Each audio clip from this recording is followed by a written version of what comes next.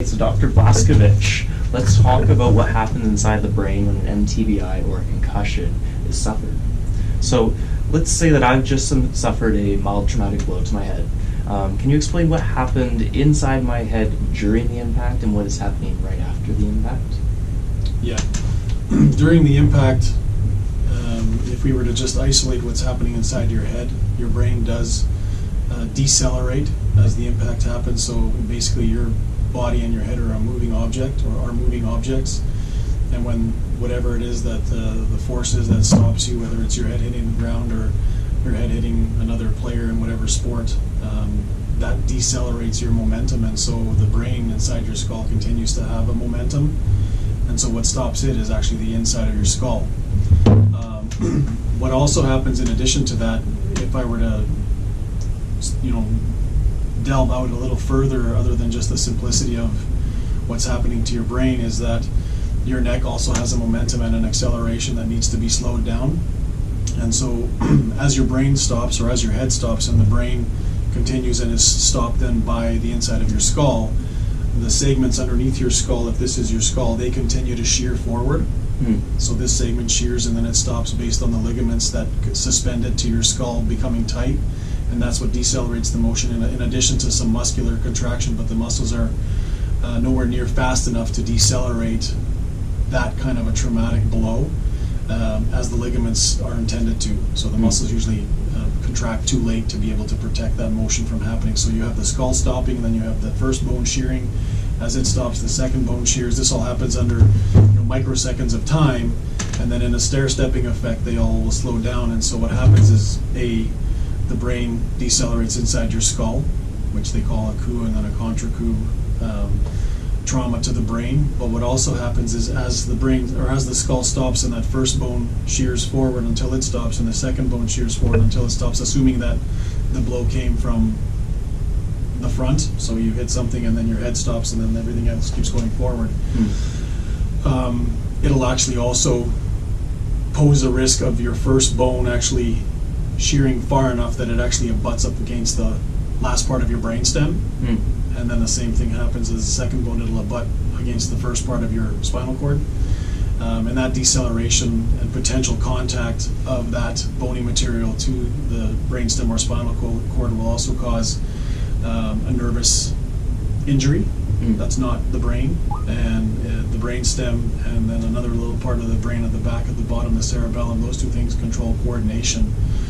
And so the concussive symptoms afterwards of the spins and potentially off balance, I would propose, are generally more related to the brainstem being bumped up against by the shear forces of the bones slowing down in a stair-step formation, versus just the brain contacting inside the skull. So all those things I think happen at the same time, and I think separating MTBI, which is a mild traumatic brain injury, and then what I think is happening is a mild traumatic brain stem injury or irritation.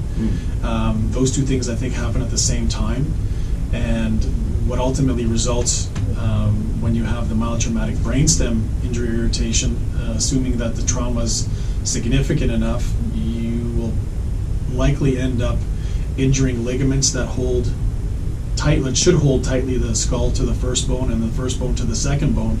And when you stretch those ligaments in those moving components, between those moving components, that tends to be a permanent change and deformity in the ligament, which then poses the risk that the relationship between the skull and the first bone and the first bone and the second bone, etc., will be too mobile, so that future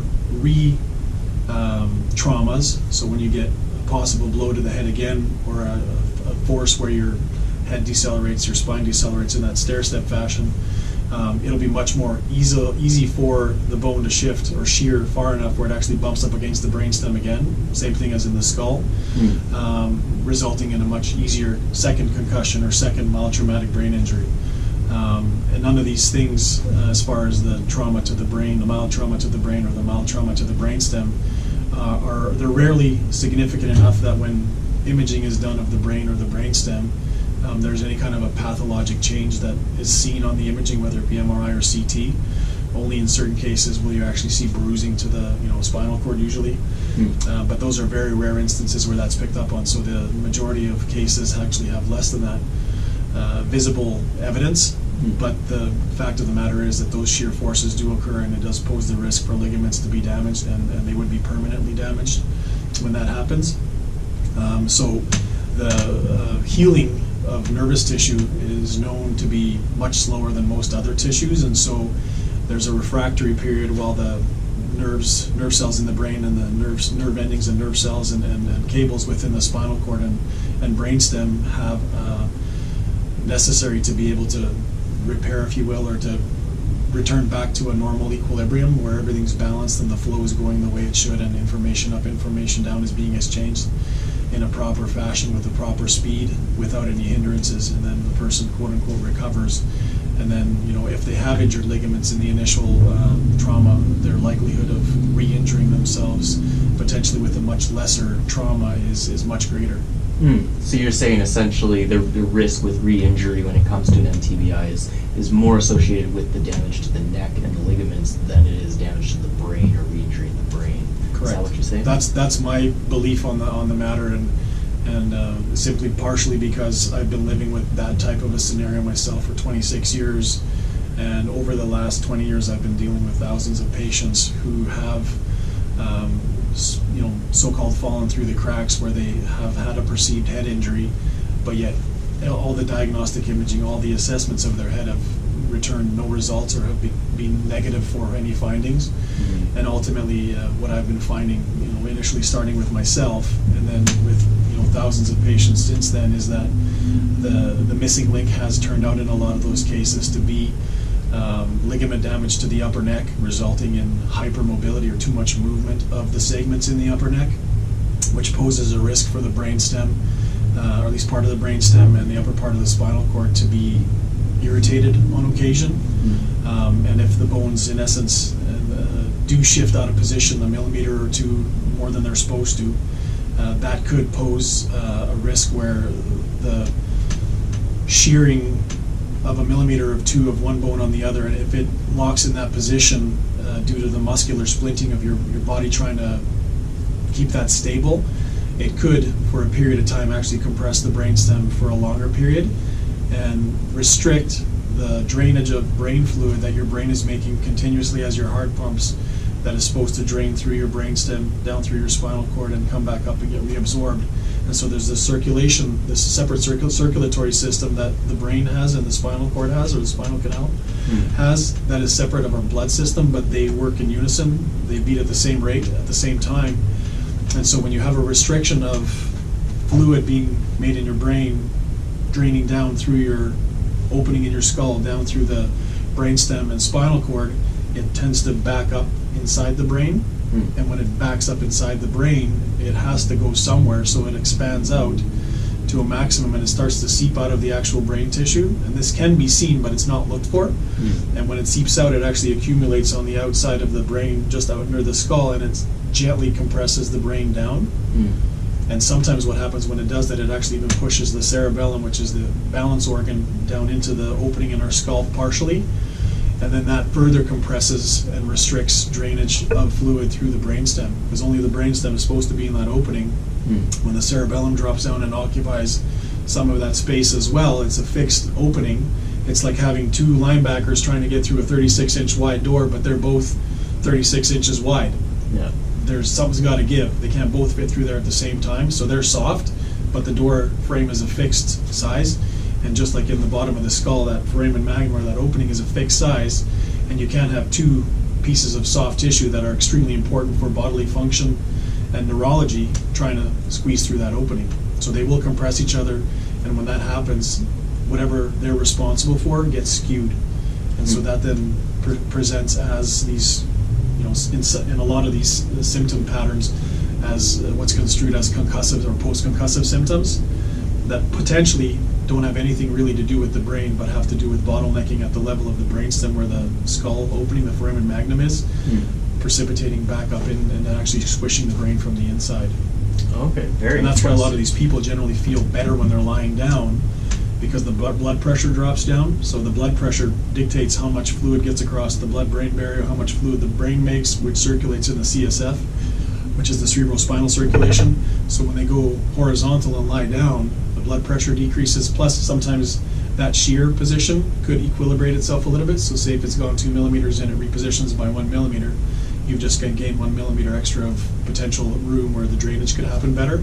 And most people do feel better after they've been in a dark room with no noises and been laying down for a little while. They actually do feel less concussive symptoms when they get up and about after that. So that would explain why the throbbing and the headaches in my head goes down when I lay down. Correct. Okay. Very interesting. So can you talk a little bit about what happens inside your head within the first 24 to 72 hours after suffering an injury to the neck or the head? To the nervous tissue? Yes. Just what I explained, the nervous tissue, when you put any kind of pressure on it, whether it's pressure that's traumatic or sudden, like hitting your funny bone, so that basically is a nerve that if you tap on it and enough pressure on the tap, you will get the zinger going down to your pinky. The same thing happens inside the skull, and then if you tapped on it, there's a refractory period where you kind of feel like it's funky for a few seconds, and depending on how hard you hit it, it might stay funky for a while. And so nervous system tissue, whether it be brain, brainstem, or even peripheral nerves, when there's pressure elicited upon them, they spontaneously fire. And when they spontaneously fire, that results in an outcome that your body's not trying to generate. It's an automatic response that's involuntary. And so when you have an injury to brain or nervous tissue, within the first 24 hours, it's basically trying to recover from that pressure trauma to it. And it's widely known that if an area of especially brain tissue is deprived of oxygen due to pressure, or deprived of oxygen and nutrients due to pressure, it will starve off rather quickly. And so you can see a blunt trauma to a nervous tissue, whether it be a first vertebra shearing on the second vertebra, slightly compressing the brainstem, or the brain hitting the inside of the skull. Those are all compressive forces which basically force that nervous tissue to go into a healing pattern right away. And so within the first 24 hours, it's really just survival mode for the nervous tissue, whether it be brain or brainstem or some other nerve. And then after that, repair starts to take place. And I do believe that repair, unless there's a massive compressive force, like a bleed on the brain, which squishes down onto the brain and compresses it severely for a long enough period of time that it becomes an irreversible change. But when you have these notions that I'm talking about, where you have an accumulation of brain fluid as a result of it not draining through the upper part of the neck and the bottom part of the skull, those compressive forces are mild and sort of gradually elevating. And then when you go lie down, they gradually decrease. And so the permanent damage, so to speak, that it causes from day 1 to day 2 is not significant generally. It's when this happens day in and day out, week after week, month after month, year after year, I think that enough times when you irritate nervous tissue, it does slowly change its internal morphology, or how it functions and how it works and how it looks, where down the road you run the risk of seeing something that would be termed chronic traumatic encephalopathy, where they can take a look at it under a microscope and go, aha, your brain has been basically changing in function, shape, and metabolism, and now we can see the change. But I think that change happens gradually over time due to the mild compressive forces that happen with how I explained the fluid accumulation. Okay, cool. So you're saying that it's very important to get on it right at the beginning and start trying to help your brain either reduce the inflammation. Ultimately, rest is the best, and then nutrition that's antioxidant, because any trauma to the body, whether it be to the nervous tissue or any other tissue, results in an oxidative process starting, and you want to basically neutralize the oxidative process to the best of your ability. And we're not lab rats, and I'll explain to you what I mean by that. For us, it would be best to ingest stuff, so nutrition-wise, whether it be supplements or foods, natural occurring foods that are high in antioxidant, minerals, and compounds, so that it gives us the best chance to eradicate the free radicals that happen, that originate, so the oxidative process that happens during an injury, especially in this case to the brain or brainstem, to give that tissue the best chance at healing and not have that oxidative process fester too long.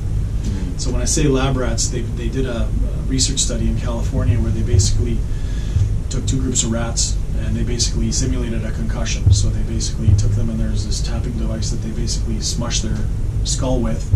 And then group one, they just let sort of heal on its own, and they were left with permanent damage. Group two, they basically peeled off the skull and injected glutathione, which is the strongest known antioxidant to man. And literally all those rats recovered 100% from that brain trauma, that blunt force brain trauma. And so we can't really do that to human beings, where we peel off their skull and inject glutathione in areas where we think they were concussed. Because like I said, most of the cases that of concussion or MTBI that do get CT scans of the head or MRI scans of the head, there's really no findings that show up. So there's nothing as traumatic as the lab rat test I just explained. So they wouldn't know where to inject, even if that was possible, and there was little or no risk of infection in them doing so. Unless you actually see a physical change on an MRI or a CT scan, they wouldn't know where to start fishing as far as injecting that stuff. So the next best thing is to inject it orally or in your system, and then with the notion that it's going to get to the right place, and start helping with the repairs. Okay, awesome. So can you explain why I might be feeling more sensitive to light and sound after hitting my head? Because your nervous system is completely on guard at that point in time. It's hypersensitized. So like I said, when you hit your funny bone, the tingling or that sensation persists depending on how hard you hit it. And so that requires energy to process that continual nervous impulse. And so any external stimuli that your brain has to process, which would be visual, auditory, and even just processing, cognition. So people are sensitive usually to light, sound, and any kind of attempt of somebody to gain their attention to answer a question or to deal with a problem. They're tapped at that moment, and so their cup is full, and the best thing for them is to go into a dark room and rest and relax and not have any distractions, because when their nervous system is hypersensitized due to injury like that, they can't handle any more stimuli without snapping. So we'll see that a lot of people end up becoming much more volatile and much more irritable, and they can't help it, they can't control it, it just happens, and it's because their cup is overflowing already with nervous impulses and the nervous tissue trying to heal, that any additional stimuli that the brain would have to process is too much, including light, including sound, and including dealing with a monthly phone bill that their significant other comes and tells them is due. Yeah. So.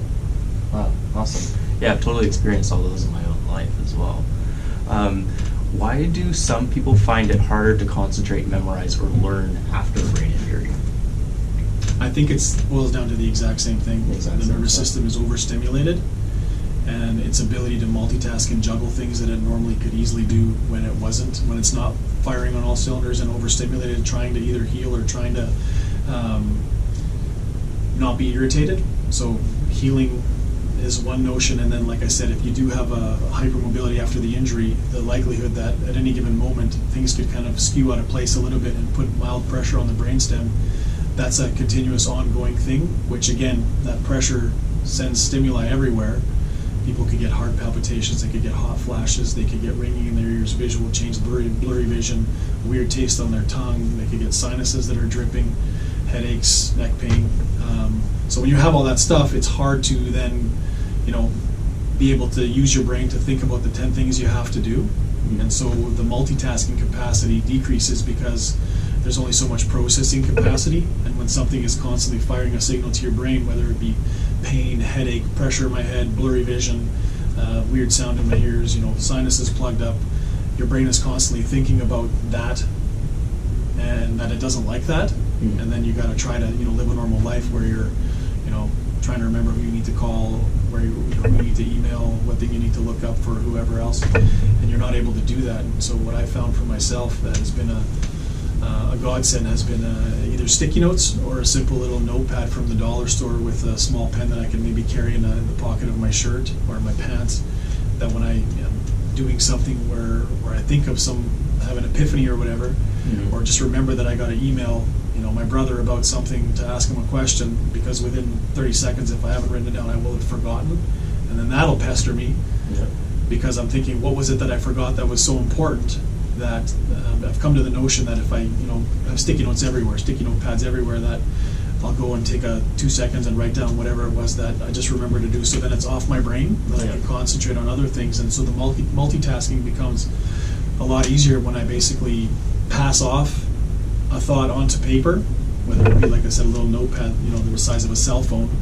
They get about 5 of them for $1 at the dollar store, or just sticky pads or sticky notes, and I'll put them in whatever pocket I have, and I'll eventually come across it and actually complete that task. But at least I won't have to pester myself with the notion of, I'll remember that, no problem, because inevitably I don't. And then that becomes a burden, because you're frustrated about the fact that you can't remember these little things that should be easy to remember, but you just, for the life of you, can't remember, and eventually you do, and sometimes it's too late, and then that anger and frustration hits you because you should have easily been able to take care of that. And so, sticky notes and notepads have definitely been a very welcome entity. Okay, so essentially what you're saying is, like when I'm on my computer and I have 40 tabs open in the internet browser and it overloads my RAM, that's essentially what's happening to the brain, is there's too many tabs being opened and it's overloading the capacity of the brain. Correct. And it just can't take in that additional learning because of all the extra stimuli and overstimulation. And it's not that it can't, because there are moments where all the moons align, and say you do have a shifted vertebra or whatever that's compressing your brainstem slightly, where that does neutralize, and that's, it could be simple as changing position of your neck, or getting some kind of a treatment where you have a refractory period where things actually are perfect for that period of time, and then your capacity to do all those things during that period of time is as it was or as it should be.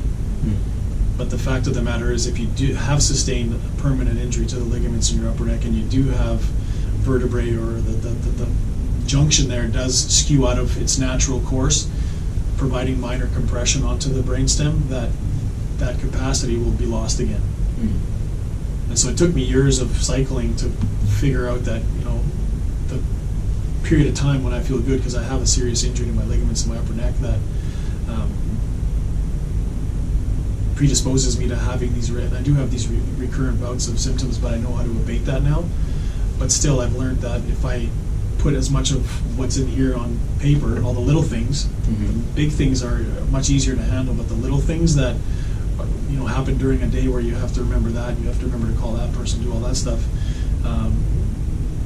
writing it down is by far the best way.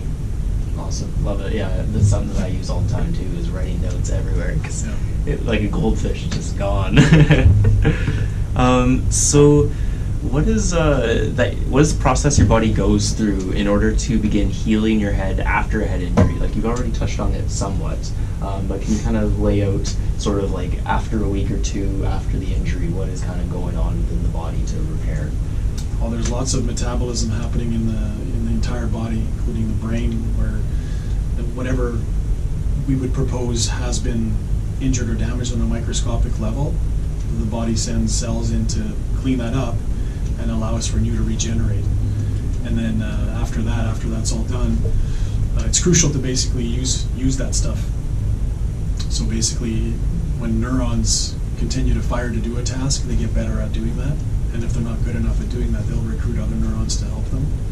And so repetition after having an MTBI or mild traumatic brain injury or brainstem injury, like I propose it to be as well, is the key. When you start repeating the things that you need to get good at again, you do get good at them again, and it becomes subconscious.